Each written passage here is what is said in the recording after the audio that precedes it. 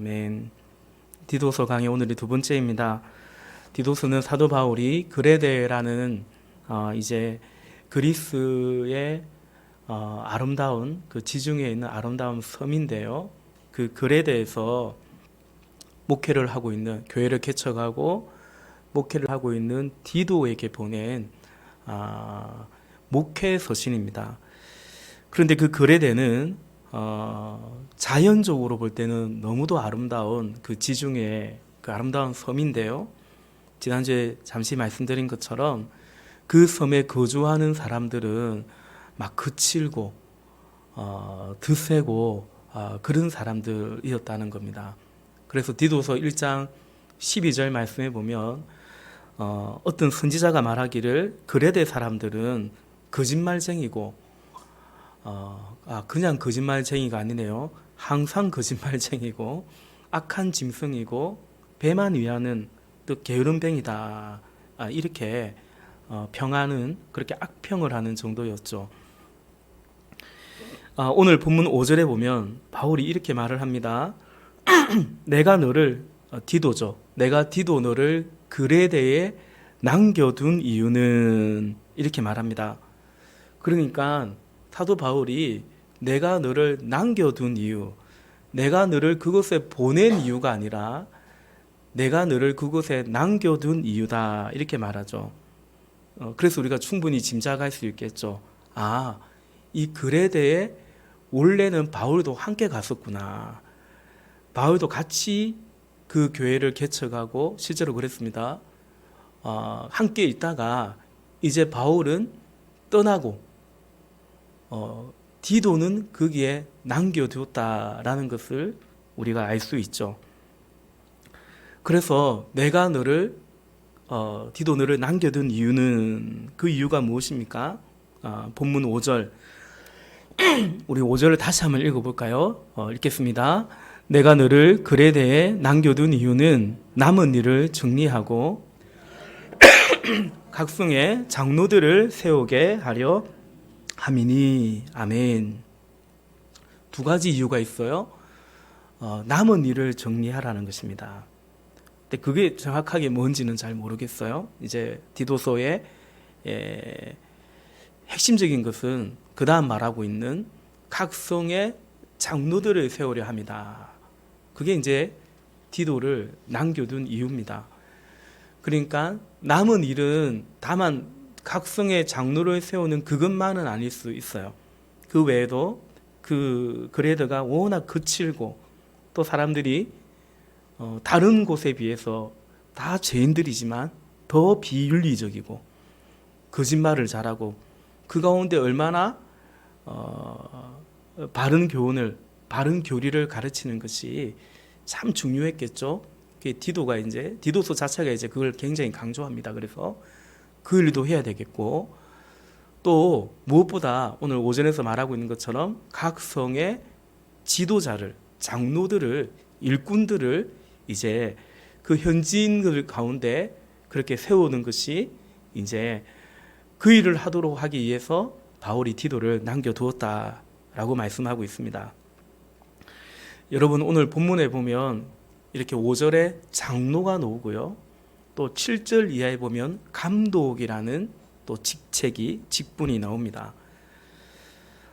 흔히 이것을 장로는 뭐고 감독은 뭔가, 오늘날 이 감독에 해당되는 것은 목사이고 그 장로는 이제 교회의 장로님이 그런 거다라고 이해할 수도 있는데, 사실은 그보다는 구분 없이 장로와 감독이 다 교회의 지도자, 그리고 넓은 의미로 보면 목사도 다 장로에 이제 속하게 되게 됩니다.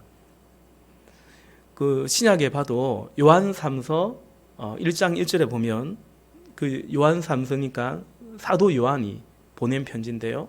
뭐라고 말하냐면 장로인 나는 사랑하는 자, 사랑하는 가이요 곧 내가 참으로 사랑하는 자에게 편지하노라. 요한 사도가 본인을 가리켜 장로라고 표현합니다. 베드로 사도도 그렇습니다. 베드로전서 5장 1절에 보면 너희 중 장로들에게 권하노니 나는 함께 장로된 자요 그리스도의 고난의 증인이요 나타날 영광에 참여할 자니라 이래 말하고 있죠. 그러니까 사도 역시도 넓은 의미에서 장로라고 그렇게 표현하고 있습니다. 그래서 감독이나 장로를 너무 꼭 그렇게 구분하기보다는 이처럼 넓게는 모두 장로이고요. 그래서 결국 모두 다 교회를 돌아보고 다시 말해서 양떼를 돌보는 목양적 성격의 부르심을 받은 리더들, 지도자들인 것입니다.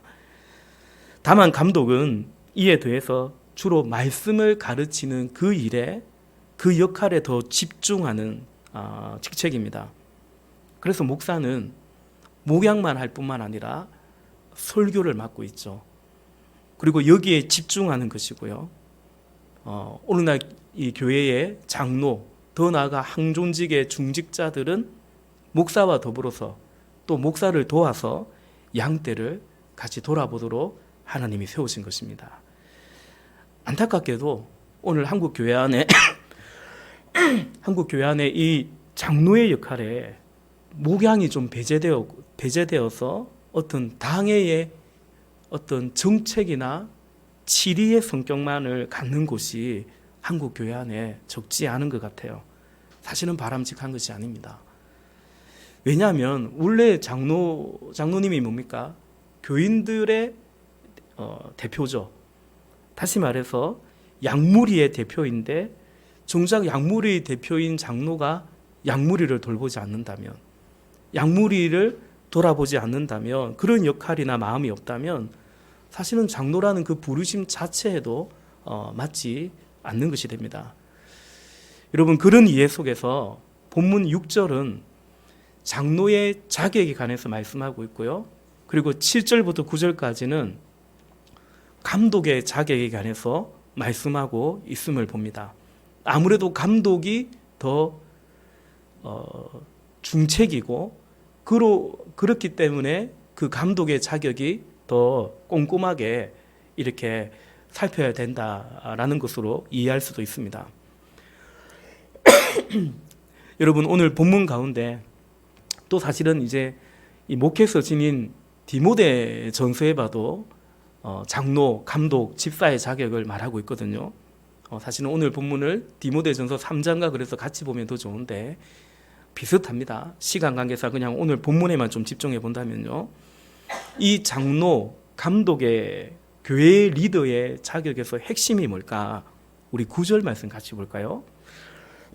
본문 9절 같이 읽겠습니다. 시작. 믿은 말씀의 가르침을 그대로 지켜야 하느니 이는 능히 바른 교훈으로 건면하고 그슬로 말하는 자들을 책망하게 하려 함이라. 아멘. 사실은 이제 자격은 6절부터 8절까지 아주 어쩌면 한편으로는 디테일하게 설명하고 있는데 결과적으로 왜 그런 자격을 갖춰야 되느냐? 결과적으로 그래서 그 자격을 갖췄다는 것의 핵심이 뭐냐라는 것입니다. 9절에 보니까 능히 바른 교훈으로 건면하고 이것이 핵심입니다. 교회 감독의, 교회 지도자의 자격은 바른 교훈, 바른 교리, 말씀 위에 서야 하는 것입니다. 그리고 그 말씀으로 무장해야 하는 거죠. 여러분, 목사는, 그리고 이제 더 넓게는 장로는요, 교회의 경영자가 아닙니다. 그래서 회사를 경영하듯 내가 맡았으니까 이걸 키워야 되고 이거를 성장시켜야 되고 그것이 목사의 본질적인 기본적인 부르심이 아닙니다. 목사는 오늘 말씀하고 있는 것처럼 능히 바른 교훈으로 가르치기 위해서 세워졌고 부름받았습니다. 다시 말해 말씀을 지키는 자이고요. 그 말씀을 전파하는 자이죠. 그래서 바른 교훈으로 가르쳤음에도 불구하고 사람들이 그것을 거부한다면 어떻게 해야 될까요? 그래서 그 교회가 성장하지 못한다고 한다면 어떻게 되겠습니까? 무능한 목사가 되겠는데, 그러나 성경적으로 볼 때 어쩔 수 없는 겁니다. 좀 제 책임을 회피하려고 야 이거 어쩔 수 없다 뭐 그런 뜻이 아니고요. 어쩔 수 없는 겁니다. 아니요. 사실은 그것을 각오하는 자가 목사죠. 그게 아니라 여러분, 어쩌든지 사람을 붙잡기 위해서, 사람을 더 모으기 위해서 바른 교훈의 말씀을 놓아버린다면, 말씀을 왜곡하고 말씀을 사람들의 구미에 맞게 타협해버린다라고 한다면, 그래서 그렇게 사람들을 붙잡아 놓고 그렇게 사람들을 모아놓는다면 그것은 왜 그렇게 해야 되는 것이고, 그것을 위해서 이루고자 하는 것이 과연 무엇이라고 할 수 있겠느냐라는 것입니다. 그래서 감독의 자격은 결국 말씀 위에 서서, 능히 바른 교훈 위에 서서 그 말씀을 가르치는 것이, 가르칠 수 있는 것이 감독의 자격인 것입니다. 두 번째, 이 장로와 감독의 자격은, 지도자의 자격은 9절 말씀 가운데 믿은 말씀의 가르침을 그대로 지켜야 하리니 라고 말씀하고 있습니다. 무슨 말입니까? 말씀을 가르칠 뿐만 아니라 그 말씀의 가르침을 지켜야 된다는 것입니다. 누가요? 감독이요. 지도자가요. 한마디로 내가 가르치는 그 말씀을, 어찌하든지 그 말씀을 살아내야 되는 거죠. 그것이 지도자의 자격인 것입니다. 여러분, 사실 말씀에 순종하고 그 말씀을 살아내어야 된다는 것은 지도자들만의 어떤 자격이나 도리가 아니라 우리가 하나님의 자녀 백성으로서 성도에 마땅한 우리 모두의 도리인 것입니다. 그렇죠? 그럼에도 지도자에게는 더욱이 그것이 요구됩니다. 왜일까요? 그는 말씀을 가르치는 자이기 때문에 그렇습니다. 단지 그는 지도자이기 때문에 더 높은 도덕성이 요구된다라는 다만 그런 성격이 아닙니다. 그 이유 때문이 아닙니다. 그가 전하는 말씀 때문에 그렇습니다. 말씀을 가르치는 자가 말씀을 살아내지 않으면 그가 전하는 말씀에 근위가 없게 되는 것입니다. 그러면 그를 말씀을 전하는 자로 세우신 하나님의 뜻을 이룰 수가 없기 때문에 그런 것입니다. 사실 목사로서, 교육자들로서 교회에서의 근위가 사실은 중요하죠. 왜 그렇겠습니까?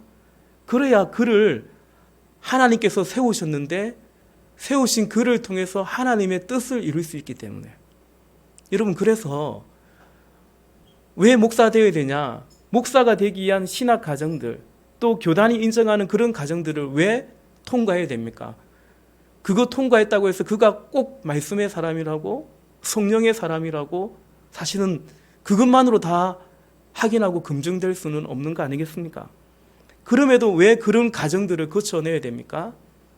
그런 어떤 타이틀 때문이 아니라 그래야 그 일을 할 수 있기 때문에, 말씀을 맡은 자로서 설교를 할 수 있고 거룩한 공회에서 말씀을 가르치고 전할 수 있기 때문에, 그래서 사실은 그 과정을 잘 밟아가야 되고, 이런 자질들을 어찌하든지 준비해 가야 되고, 또 이루었다 함도 아니고 끊임없이 몸부림쳐 가야 되는 것인 것이죠. 다시 말해서 그 말씀을 전파하는 자로, 쉽게 말해서 목사로 세우신 그 하나님의 뜻, 사명을 이루가기 위해서 감독은 말씀을 가르치기도 해야 되고, 바르게 가르치기도 해야 되고, 그 말씀을 또한 지켜내야 되는 그 사명을 감당해야 되는 거죠. 그래서 여러분, 그것이 얼마나 사실은 쉽지 않지 않겠습니까? 어느 정도 되면 나는 내가 전하는 내 삶이 곧 설교다, 어느 목사가 그렇게 자신만만하게 말할 수 있겠습니까? 실제로 야고보서 3장 1절에서 야고보 선생도 이렇게 말합니다. 내 형제들아, 너희는 선생된 우리가 더 큰 심판을 받을 줄 알고 많이 선생되지 마라. 선생이 많이 되지 마라. 그렇게 말했습니다. 여러분, 감히 말씀을 가르치는 이 두렵고 떨리는 이 부르심 가운데 사실 가장 두렵고 또 힘든 것은 잘 말씀을 가르치지 못하는 그런 부족함과 송구함도 늘 있지만 사실은 이 말씀을 살아내는 이것이 참 두렵고 괴로운 일이 아닐 수가 없습니다. 왜냐하면 가장 두려운 것은 선생된 우리가 더 큰 심판을 받을 터인데, 그러니 선생되기 이전에 먼저 말씀을 살아내야 하는 이것이 사실은 큰 떨칠 수 없는 부담이고, 또 사실은 떨쳐서도 안 되는 부담이 아닐까 싶습니다. 저는 종종 설교하는 자신이 자신의 삶을 예와 같이 들면서 설교를 하시는 분들을 보면 부럽기도 하고 기가 죽기도 하고요. 두 번째는 한편으로는 그분이 걱정되기도 합니다. 과연 그럴 수 있을까라는 생각이 들기도 합니다. 여러분, 이처럼 지도자의 자격의 핵심은 말씀을 전하고 바른 말씀 위에 서서 그 말씀을 바르게 전하고 가르치는 거죠. 그리고 그 때문에 그는 더더욱 말씀을 살아내어야 된다라는, 그래서 그 말씀을 살아낸다라는 것은 낸다고 할 때에 일련의 자격들이 오늘 본문에서 소식하고 있는 것처럼 이렇게 붙어 있는 것입니다. 본문에 보면 6절 이하부터 8절까지 말씀 보면 그는 가정적으로는 어떻게 해야 된다. 그죠?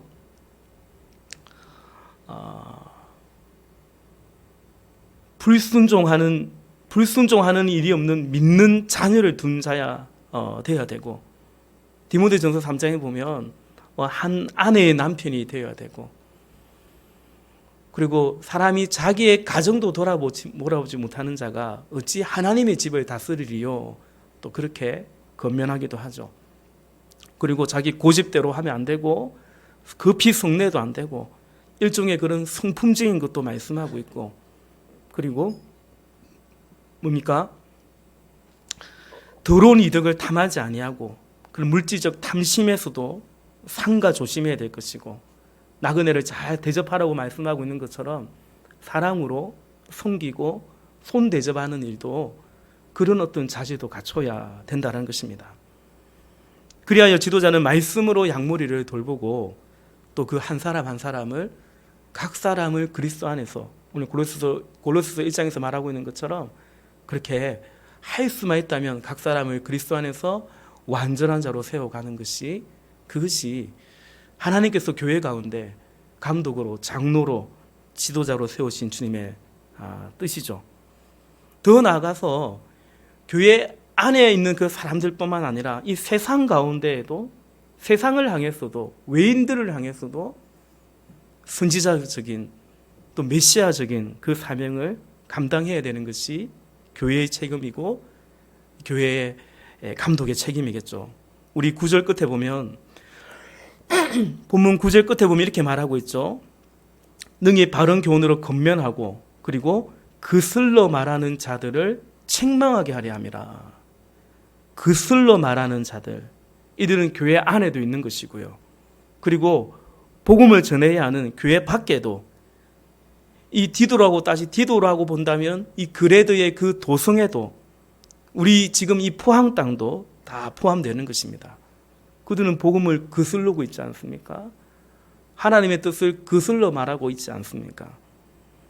그래서 그들까지도 구원하고 복음을 전해야 되고, 세례 요한이 헤롯 왕의 잘못을 지적했던 것처럼 선지자적인 그 사명도 불의에 대해서, 불법에 대해서 외쳐야 되는 것까지도 포함되는 것입니다.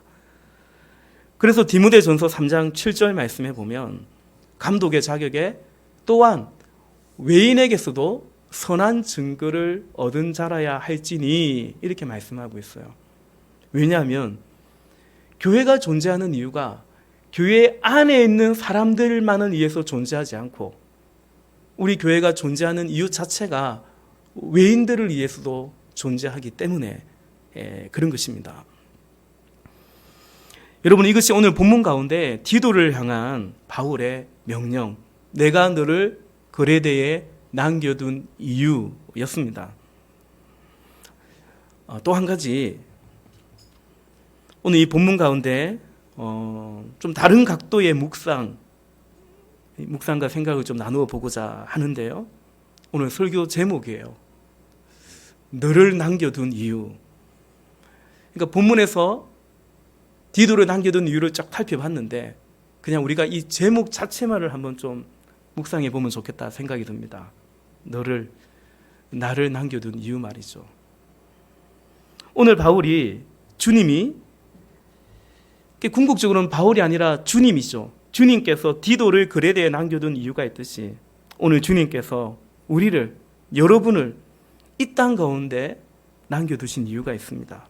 그리고 남겨두되 오늘 우리를 바로 이곳에 또 이 우리 보배로운 예수교회의 몸된 교회로 부르시고 여기에 남겨두신 이유가 분명히 있는 것입니다.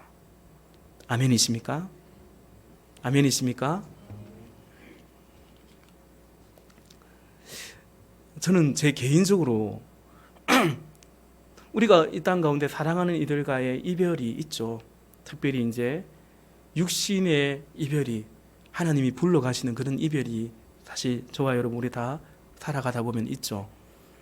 제 개인적으로 볼 때는 이 땅에서의 가장 큰 이별의 아픔은 사랑하는 아버님의, 손친의 하나님의 부르심이었습니다.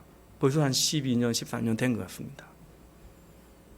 그리고 또 한 가지, 저 개인적으로 가장 큰 이별의 아픔은 작년에 제 사랑하는 친구가 갑자기 하나님의 부름을 받은 그것이었습니다. 솔직히 마음의 충격으로는, 그리고 아버지한테는 좀 미안한데 더 많이 운 것만 생각해도 그 친구가 하나님의 부름 받았을 때 더 마음의 충격이 컸고 눈물도 훨씬 더 많이 흘린 것 같습니다. 저는 그때 사실 제가 부산에서 한 교회에 초청을 받아서 제가 말씀을 인도하고 있었거든요. 저녁 집회를, 오전 집회를 마치고 그 소식을 들었는데 저녁 집회를 인도해야 되는데 너무나 마음이 힘들었습니다. 그리고 다음 날은 주일 예고도 했고요. 저는 그때 정말로 하나님 앞에 저도 모르게 이런 질문이 나왔습니다. 주님, 그 친구는 데려가셨는데 저는 왜 남겨두셨습니까? 그 친구는 하나님 그리 갑자기 데려가셨는데 그냥 자다가 아침 일어나 보니 주님 품에 안긴 거예요. 저는 왜 남겨두셨습니까?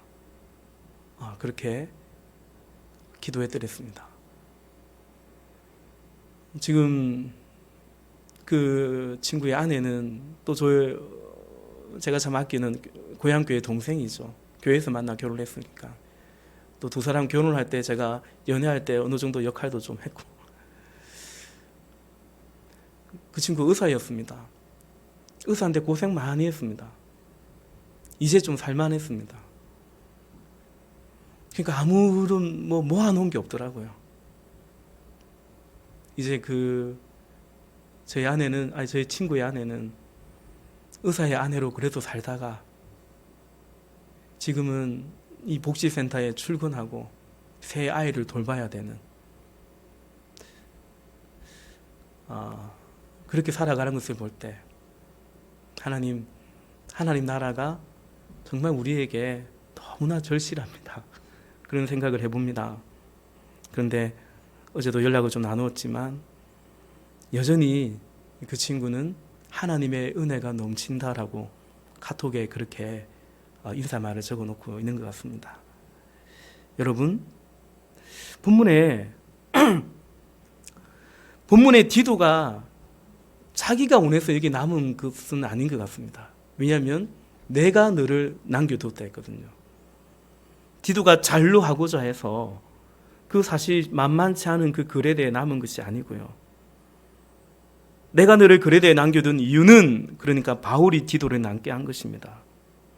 그러므로 여러분, 디도는 그렇게 남아서 디도 자신이 원하는 뜻에 따라서, 자신이 원하는 바에 따라서 그렇게 그 그레데에서 사역을 하면 되지 않고요. 자신을 남도록 한 그 바울의 뜻을, 그 바울의 명을 디도는 따라야 되겠죠. 실제로 그렇게 합니다. 사랑하는 여러분, 우리가 이 점을 한 번 더 우리가 생각해 봤으면 좋겠습니다. 그리고 이 사실을 깊이 유념했으면 좋겠습니다. 우리의 생명의 주님께서 우리를 남겨두신 이유가 무엇일까? 다시 말해서 결국 우리가 여기에서 살아가는 이유는 무엇이겠습니까? 그 이유를 알고 그 뜻을 받들어 가는 것이야말로 아주 중요하죠. 왜냐하면 이것이 우리의 삶의 기반이고 근거이고 말 그대로 이유이기 때문에 그렇습니다.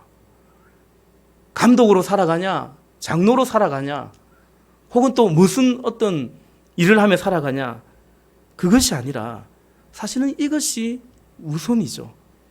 내가 살아가는 이유, 주님이 남겨두신 이유가 뭐냐, 그 이유를 알고 그 뜻을 받드는 것이, 우리가 주의 자녀라면, 주의 백성이라면 그것이 우리의 삶의 근거가 되고 기반이 되고 이유가 되는 거죠.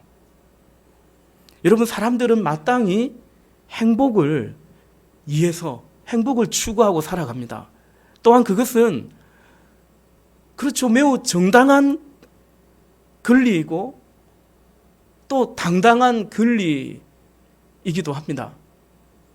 그런데 여러분, 그런데 사실 그리스도인들은 꼭 그렇지만도 않습니다. 더 나아가 내가 행복하게 살고자 하노라라는 그것이 죄송하지만 그리스도인인 우리에게는 그게 무작정 정당하거나 우리가 내세울 수 있는 당당한 권리만도 아닙니다. 얼른 답을 드린다면요, 우리는 하나님의 뜻을, 여기에 우리를 남겨두신 그 하나님의 뜻을 이루고 주의 영광을 위해서 우리는 살아가야 합니다. 그리고 그것이 사람들이 말하는 행복, 그렇게 살아가는 것이 주 안에서 가장 행복한 삶이 된다라는 것을 이해하고 동의하고 그것을 따라 살아가는 그것이 바로 그리스도인입니다. 여러분, 우리가 행복하다고 여기는 것을 끝내 그것을 추구하고 살아간다면 여러분, 그 신앙은 결국 기복신앙이 되고 말 것입니다. 요즘 기복신앙은 이전처럼 그렇지 않아요. 굉장히 우아하지만 그럼에도 불구하고 내 삶의 목적이 결국은 나의 행복을 위해서라고 생각한다면 그 행복을 추구하고 살 것이기 때문에 그럴 수밖에 없습니다. 그럼 하나님이 우리가 행복하지 않기를 원할까요? 우리가 불행하기를 원할까요? 아니죠. 우리가 기억할 것은, 하나님을 믿는다라는 것은, 기독교 신앙은 하나님께서 행복이라고 하신 그 행복을 수용하고 그 뜻을 받들고 살아가는 그것이 그리스도인의 삶이다라는 것입니다. 여러분, 그래서 오늘 감독의 자격에서 제일 중요하다고, 아니 사실은 다른 것은 그것 때문에 그런 자격이 필요하다는 거거든요. 그게 뭐였습니까? 이토록 바른 교훈이, 바른 말씀과 교훈이 이토록 중요한 것입니다. 우리는 의지간에서는 우리 생각을, 우리가 살아가고자 하는 삶의 이유와 방향을 잘 바꾸지 않습니다. 저는 바꾸지 않았다라고 믿어 의심치 않는 것이 아니고 믿어 의심합니다. 여러분, 우리가 하나님의 말씀을 올바로 배우지 못하면 이처럼 삶 자체에 대한 방향조차도, 그림조차도 올바로 갖는 것이 쉽지 않습니다. 그냥 그 안에서 신앙생활을 해가는 거죠. 예를 든다면 여러분,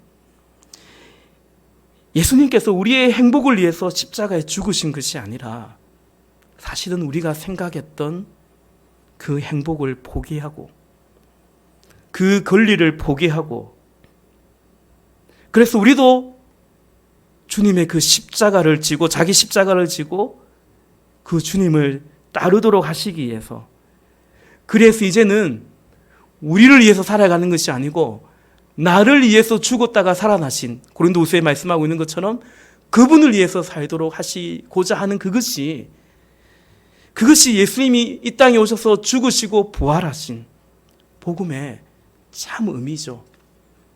그냥 우리를 사랑해서 우리를 행복하기 위해서, 우리를 구원하기 위해서 주님이 죽으신 것만은 아니고요. 우리도 그 주님 십자가 지고 그 주님 따라 살고, 그래서 이제는 나를 위해서 사는 것이 아니고 그 주님 위해서 살아가도록, 그것이 주님이 이 땅에 오시고 십자가 지시고 부활하신 의미라는 거예요.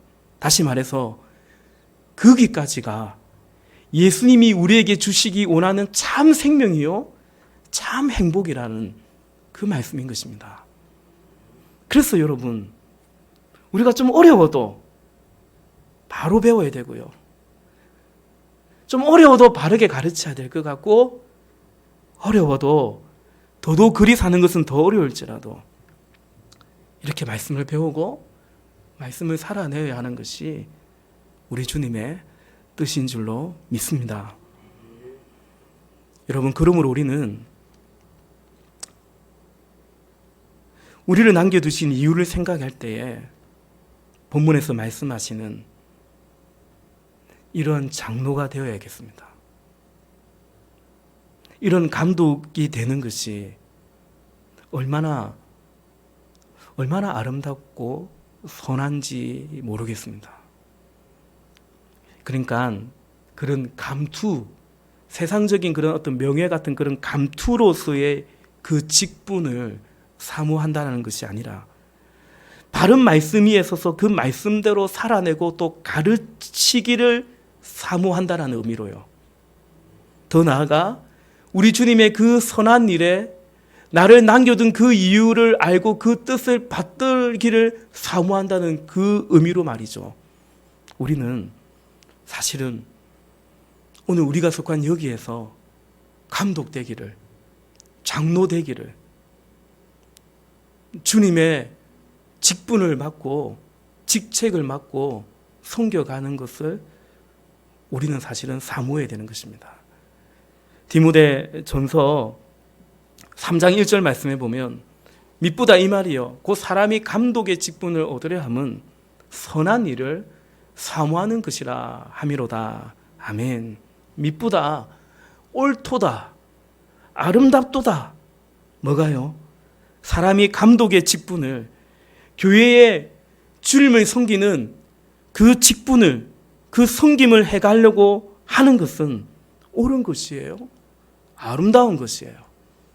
그래서 사모해야 되는 일이라고 말씀하고 있습니다. 천사도 흠모하는 전도자로 살아가고, 세상 그 어떤 종이 아닌, 결국 세상은 다 종노릇하고 있거든요. 로마서에 말씀하고 있지 않습니까? 죄에게 종노릇하고 있지 않습니까? 사망의 종노릇하고 있지 않습니까? 그런데 어떻게 무슨 은혜인지 생명의 주님의 그리스도의 종으로 살아간다는 이 부르심을 우리가 사모함이 마땅하지 않겠습니까? 그러니 여러분, 사모하십시다. 직분이 아니라 주의 선한 일을. 그래서 직분도 사모하고 궁극적으로 우리 주님의 종되어 살아가는 것을 사모하시기를 주의 이름으로 축복합니다. 아멘이십니까? 빼지 마십시오. 할 수 있을 때 하십시오. 주의 종으로 중보자가 되시고 이 부족한 목사를 도와서 함께 주의 교회를 세워가십시오. 감독자가 되지 마시고 감시자가 되지 마시고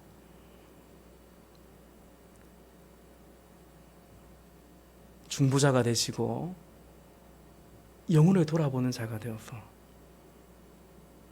그렇게 우리를 여기에 남겨두신 그 이유를 그 주의 뜻을 받들어가는 이것이 여러분 그것이 우리의 삶이어야 되지 않겠습니까? 우리가 마태복음 11장에서도 지난 주일에도 말씀드렸죠. 예수님께서 수고하고 무거운 짐은 다 내게로 가져오라 했습니다. 내가 너희를 쉬게 하겠다 말씀하신 주님께서 그런데 나의 멍에를 메고 내게 배우라 했습니다. 그렇죠. 멍에를 메어야 멍에가 때로는 안 메는 것보다는 좀 부담일 수 있겠죠. 그럼에도 멍에를 메어야 주님 마음도 알아가고요. 주님 마음도 배워가고요. 사실은 철도 들어가고요. 결국 주님 닮아간다는 사실을 기억하시기를 바랍니다. 말씀을 맺겠습니다. 디도는 바울의 뜻을 따라 물론 궁극적으로는 주님의 뜻을 따라 여기 그레데에 남게 되었습니다. 말씀드린 것처럼 따라서 디도는 자신이 아닌 그를 남도록 한 바울의 뜻을 바울의 명을 주님의 뜻을 그는 따라가는 것이 마땅하겠죠. 여러분 디도서 3장에 가보면 계속 디도가 그게 남지도 않아요. 3장에 가보면 바울은 디도를 이제 또 오라고 합니다. 다시 그를 불러요. 디도서 3장 12절에 보면 내가 아데마나 두기고를 네게 보내리니 그때에 네가 급히 니고볼리로 내게 오라. 내가 거기서 가동하기로 겨울을 나기로 작정하였노라 말합니다. 여러분 너를 남겨둔 이유가 있기에 오늘 디도를 남겨둔 이유가 있기에 디도는 그것을 받들어 가야 되겠죠. 그리고 언젠가 이렇게 오라고 하면 디도는 그 부르심에도 오라고 하는 그 급히 오라고 하는 그 부르심에도 그는 응답해야 되는 것입니다. 바울이 거기서 겨울을 보내겠다고 하고 있죠. 어쩌면 그 겨울은 바울에게 있어서 이 땅에서의 마지막 겨울이었을지도 모릅니다. 신학자들은 또 그렇게도 봅니다. 그리고 바울은 그것을 짐작하고 있었을 것이라고 또 봅니다. 여러분 우리도 그러합니다. 너를 남겨둔 이유 오늘 주님의 이 음성을 함께 들으실 수 있기를 바랍니다. 그리고 그때 네가 급히 니고볼리로 내게로 오라 이 말씀처럼 오라고 할 때가 있을 것입니다. 우리를 여기 남겨두시고 남겨둔 이유가 있는 것처럼 때가 되면 우리를 오라고 할 때도 있을 것입니다. 저의 사랑하는 친구를 사랑하는 주님께서 급히 그렇게 데려가신 것처럼 주께서 오라고 할 때가 죄송하지만 어쩌면 급히 오라고 할 때가 있을 수 있죠. 미련 없이 떠나야 되지 않겠습니까?